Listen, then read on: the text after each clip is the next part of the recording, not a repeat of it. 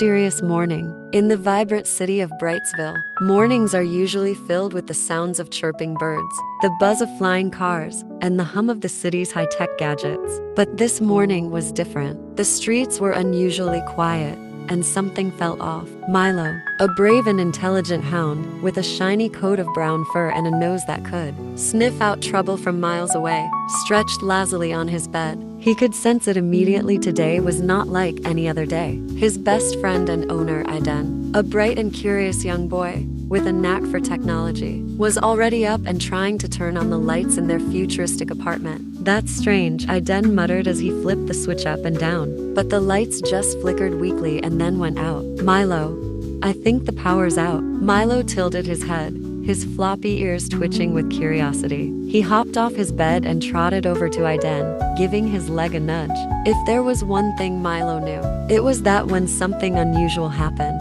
it was time for an adventure. Aiden grabbed his backpack, which was always packed with his favorite gadgets, including his multi-tool, a tiny computer, and a pair of sleek, high-tech goggles. "Come on, Milo," he said, slipping the goggles onto his head. "Let's go check it out." As they stepped out of their apartment, the city seemed eerily still. The usual hum of electricity was gone, and the bright neon signs that lined the streets were dark. Milo sniffed the air, catching a faint, unfamiliar scent, something metallic and cold. Brightsville, known for its towering skyscrapers and advanced technology, was never this quiet. The city thrived on its power grid, which kept everything from the traffic lights to the communication towers running smoothly. For the entire grid to go down at once was unheard of. Aiden and Milo made their way down the street, where a few other early risers were emerging from their homes, looking just as puzzled. As they walked, Milo's sharp eyes spotted something unusual on the ground. He nudged Aiden and pointed with his nose. "What is it, boy?" Aiden asked, kneeling down to inspect the object. It was a small, glowing gadget, about the size of a pebble, with strange symbols etched into its surface. Aiden picked it up carefully, turning it over in his hands. "I've never seen anything like this before." Milo barked softly, his tail wagging slightly. There was definitely something strange going on, and they needed to find out what. The clues began to unfold. As they continued down the street, they found more of the tiny gadgets scattered around. Some were tucked into the corners of buildings. Others lay in the open, almost as if they had been dropped in a hurry. The strange scent Milo had picked up earlier grew stronger, and his instincts told him they were on the right track. Just as they turned the corner towards the city square, they heard a rustling noise from above. Milo's ears perked up, and he looked towards the trees lining the street. There, leaping from branch to branch, was a small, hyperactive squirrel. But this wasn't just any ordinary squirrel. This one was wearing tiny goggles and had a tool belt strapped around its waist. "Sparky," Aiden called out in surprise as the squirrel jumped down onto a low branch, chattering excitedly. Sparky was a well-known figure around the neighborhood, often seen tinkering with gadgets or causing mischief. Sparky scurried down the tree trunk and stopped right in front of Milo and Aiden, pointing excitedly at the gadgets scattered on the ground. He chattered rapidly in a mix of squeaks and clicks, pulling out a small screwdriver from his belt. "You know what these are?" Aiden asked, crouching down to get a closer look. Sparky nodded vigorously, pointing towards the abandoned warehouse on the edge of town, then mimicked the flicking motion of a switch. Milo barked in understanding. Sparky was trying to tell them something important. Aiden glanced at Milo, then back at Sparky. "Are you saying these gadgets have something to do with the power outage?" Sparky nodded again, then darted off towards the warehouse, stopping only to make sure they were following. Milo and Aiden exchanged a quick glance and then took off after him. A new friendship. As they neared the warehouse, Milo and Aiden noticed that the usually busy area was completely deserted. The large, rusted doors of the warehouse loomed ahead, slightly ajar, as if inviting them in. Sparky paused at the entrance, waiting for them to catch up. "This place gives me the creeps," Aiden whispered, but there was a hint of excitement in his voice. "But we've got to find out what's going on." Before they could step inside, a voice called out from behind them. "Hey, what do you think you're doing here?" Milo spun around, ready to defend Aiden if necessary. A woman in a crisp police uniform approached them, her hand resting on the radio at her side. Her name tag read Officer Mia. "We're just investigating," Aiden said, trying to sound confident. My dog Milo, Sparky. And I think there's something strange going on with these gadgets. They're all over the city, and they might have something to do with the power outage. Officer Mia looked at them skeptically, then down at the glowing gadget in Aiden's hand. She seemed to consider this for a moment before sighing. Alright, I'm not supposed to let civilians near a potential crime scene, but I guess a boy, his dog, and a squirrel can't do much harm. Just stay close to me, alright? If anything happens, we're getting out of here. Milo wagged his tail appreciatively, and Sparky gave a quick salute with his tiny paw. The team was growing, and now with Officer Mia on their side, they were ready to uncover the mystery of the power outage. The warehouse was dark and musty, with beams of light filtering in through cracks in the roof. The air was thick with dust, and the floor was littered with old machinery and piles of scrap metal. Sparky darted ahead, leading them through the maze of debris with ease. They soon reached the back of the warehouse, where a large makeshift workbench was set up. It was cluttered with wires, blueprints, and more of the glowing gadgets. At the center of the workbench was a holographic display, flickering with schematics of a massive machine. This must be where those gadgets were made, Aiden whispered as he carefully examined the blueprints. And this looks like some kind of giant robot. Milo sniffed around the workbench, his nose twitching as he caught a whiff of something familiar, the same metallic scent from earlier, but stronger now. He followed the scent to a corner of the warehouse, where a large tarp covered a bulky shape. With a sharp tug, Milo pulled the tarp away, revealing the hulking form of a half-finished robot. Its eyes glowed faintly, with the same eerie light as the gadgets. Aiden gasped, "Dr. Zane, it has to be him." Officer Mia's eyes narrowed. Dr. Zane? I've heard of him. He's a brilliant but twisted inventor who's been off the grid for years. If he's behind this, we're in serious trouble. Milo growled softly, his instincts telling him they were on the brink of something big. Aiden nodded in agreement. We need to stop him before he completes this robot. But how? Just then, the sound of metal clanking echoed through the warehouse. Milo and Sparky tensed up, their eyes darting towards the source of the noise. From the shadows emerged a sleek, black cat with bright green eyes. She moved with the grace of a dancer, her tail swishing behind her. Well, what do we have here? The cat purred, her voice smooth and confident. A dog, a boy, a squirrel, and a cop? This should be interesting. Milo barked a warning, but the cat merely chuckled. Relax. I'm not here to fight. Name's Whiskers, and I've been keeping an eye on this place for a while. Dr. Zane's up to no good, and I don't like it when someone messes with my city. Aiden raised an eyebrow. You're here to help us? Whiskers nodded, her eyes gleaming with determination. Let's just say I have my reasons. Now, if you're planning to take down that madman, you'll need all the help you can get. Lucky for you, I'm the best at sneaking around and getting into places I'm not supposed to be. Milo wagged his tail, welcoming the new ally. The team was complete, Aiden with his tech skills, Milo with his keen senses, Sparky with his gadgets, Officer Mia with her authority, and now, Whiskers, the stealthy and cunning cat. Together, they were ready to take on Dr. Zane and stop his evil plan before it was too late. The plan unfolds. The team gathered around the workbench, examining the holographic display. It showed the blueprint of a massive robot, far more advanced than anything they had seen before. The robot's towering frame was designed for both power and precision, with mechanical arms equipped with various tools and weapons. This is bad, Aiden said, frowning as he studied the schematics. If Dr. Zane finishes this robot, he could take control of the entire city's infrastructure. He's using the gadgets we found to disrupt the power grid and test his technology. Officer Mia nodded, her expression serious. We need to stop him before he completes it, but we can't just barge in. Dr. Zane is too smart for that. We need a plan. Whiskers, who had been silently observing, stepped forward. I've been spying on this place for weeks. Dr. Zane is meticulous, but he's also overconfident. He thinks no one can stop him. We can use that to our advantage. Milo's ears perked up as he listened intently. Sparky chattered excitedly, eager to contribute. Here's what we'll do, Whiskers began, her voice low and measured. Dr. Zane operates from a hidden lab beneath this warehouse. It's heavily guarded by security robots and traps. We need to disable those first. Aiden's eyes lit up. I can hack into the security system and create a diversion. That should give us enough time to sneak into the lab. Sparky jumped onto the workbench and pointed at a set of tools lying nearby. He squeaked and mimicked the action of unscrewing something. Good thinking, Sparky, Officer Mia said. While Aiden hacks the system, we'll disable the robot's power sources. Without them, Dr. Zane's defenses will be down. Milo barked in agreement, ready to lead the charge. Whiskers grinned. I'll go ahead and scout the area. Milo, you and Sparky stay close to Aiden. Officer Mia and I will handle the robots. The team moved into action, each member knowing their role. Milo's heart raced with excitement. This was their biggest mission yet, and they couldn't afford to fail.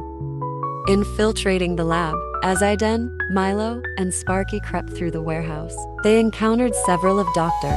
Zane's security robots. The sleek, metallic figures patrolled the area with glowing red eyes, scanning for any intruders. Milo's sharp instincts kept them one step ahead, while Sparky worked quickly to disable the robots by unscrewing key components and disconnecting wires. Aiden found a terminal and plugged in his mini computer. The screen flickered to life as he started hacking into the security system. I'm in, he whispered, his fingers flying over the keys. I'm setting off an alarm in the east wing.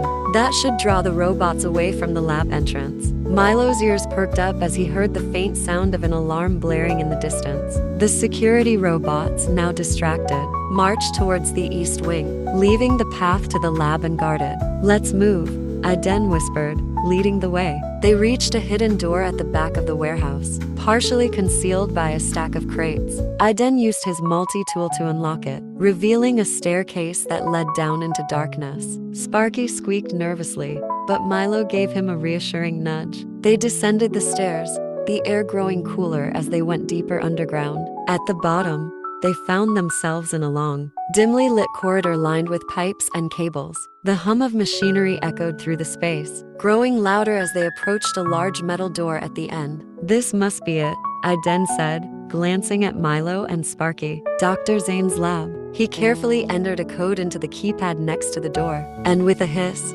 it slid open. The lab was enormous, filled with towering machines, computer screens, and shelves lined with strange gadgets.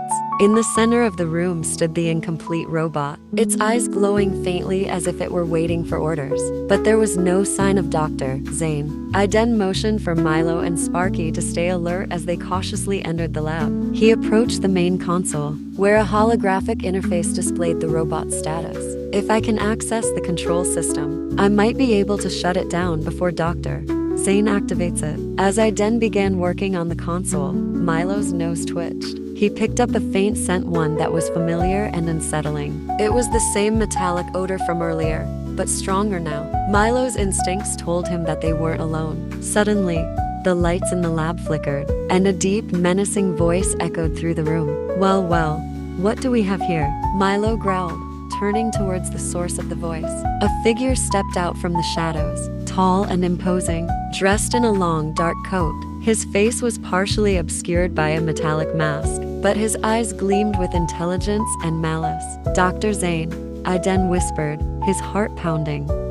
Dr. Zane chuckled, the sound cold and sinister. You're smarter than I expected, boy, but you're too late. My robot is almost complete, and when it's finished, I'll have control over every system in the city. Milo barked defiantly, positioning himself between Aiden and Dr. Zane. Sparky, though small, stood bravely beside him, ready to defend his friends. Dr. Zane sneered. Do you really think a dog, a boy, and a squirrel can stop me? You're nothing compared to the power I've harnessed. But before Dr.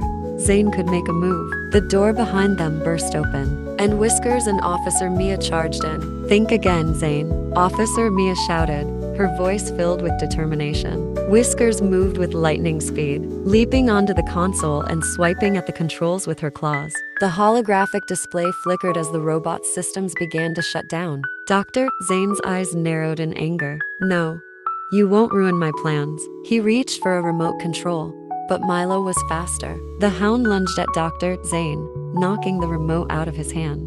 Sparky quickly darted forward and grabbed it, tossing it to Aiden. Aiden caught the remote and immediately hit the shutdown button. The robot's eyes dimmed, and its mechanical arms went limp. The threat was neutralized. Dr. Zane staggered back, his plan crumbling before his eyes. He glared at the team, his anger boiling over. You think you've won, but this is far from over. He reached into his coat and pulled out a small device, pressing a button that triggered a loud alarm. Red lights flashed throughout the lab, and a voice announced, "Self-destruct sequence activated. 10 minutes until detonation." Aiden's eyes widened in shock. "We need to get out of here now." Dr. Zane, taking advantage of the chaos, dashed toward a hidden exit. "This isn't the last you've seen of me," he called out as he disappeared through the door. Milo barked, wanting to chase after him, but Officer Mia stopped him. "We can't go after him now, Milo. We have to get out before this place blows." Aiden grabbed the remote and a flash drive from the console, quickly downloading as much data as he could. "We might be able to find out where he's going from this," he said, pocketing the drive. "Let's move." The chase continues. Back at City Hall, the team gathered in a secure room filled with computers and monitoring equipment. Aiden plugged the flash drive into a terminal, and lines of code began scrolling across the screen. "It looks like Dr. Zane was working on multiple projects," Aiden explained as he sifted through the data. "But this one here, Project Titan, is the most concerning. It's a plan to build an even larger robot, one that could take control of the entire city's infrastructure remotely." Milo growled softly, sensing the gravity of the situation.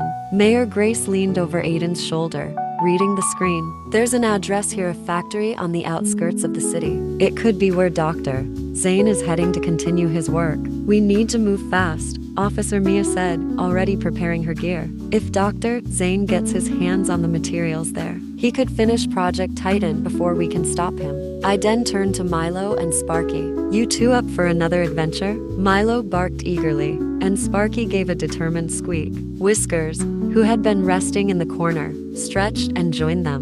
"Let's show Dr. Zane what happens when he messes with our city," she said, with a smirk. The team quickly assembled, with Officer Mia driving them to the factory in an unmarked police car. As they approached the industrial area, they saw that the factory was heavily guarded by more of Dr. Zane's security robots. Aiden used his mini-computer to scan the area. "The main entrance is too well guarded, but there's a side door here, near the loading docks. We can sneak in through there." Milo and Sparky took the lead, creeping through the shadows towards the side door. Whiskers followed silently, her keen eyes scanning for any traps. When they reached the door, Aiden quickly picked the lock, and they slipped inside. The factory was dark and filled with the sounds of clanking machinery. In the distance, they could hear Dr.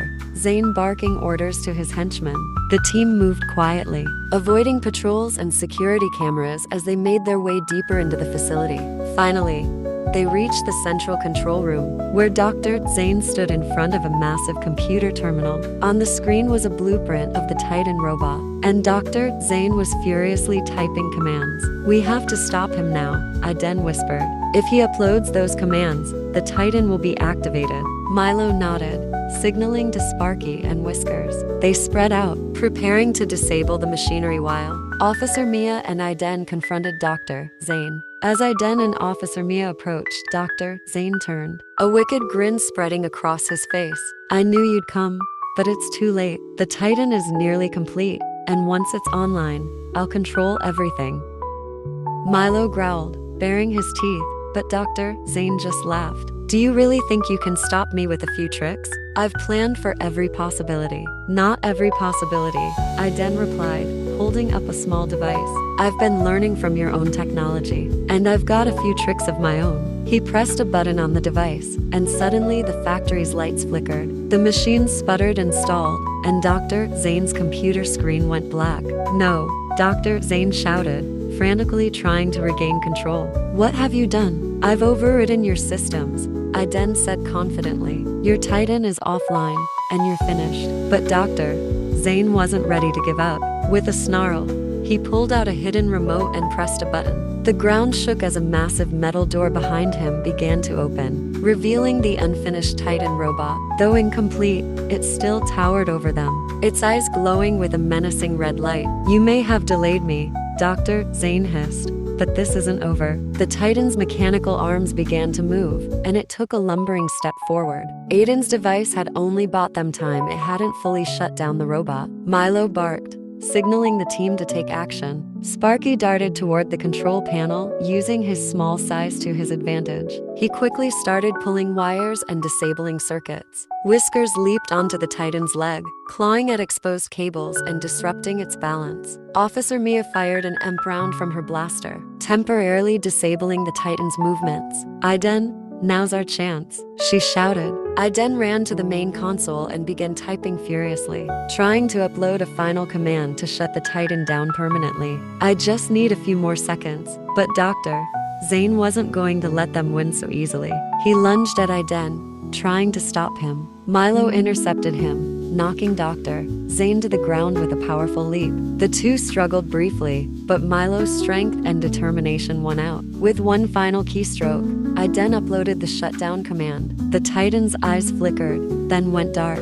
Its massive frame slumped as it powered down completely. Dr. Zane lay on the ground, defeated and exhausted. You've ruined everything, he muttered, his voice filled with disbelief. Officer Mia quickly handcuffed Dr. Zane. You're under arrest for crimes against the city, Zane. It's over. Milo stood proudly beside Aiden, his tail wagging as he watched Dr. Zane being led away. Sparky and Whiskers joined them, their mission complete. Great work, team, Aiden said, smiling at his friends. We did it.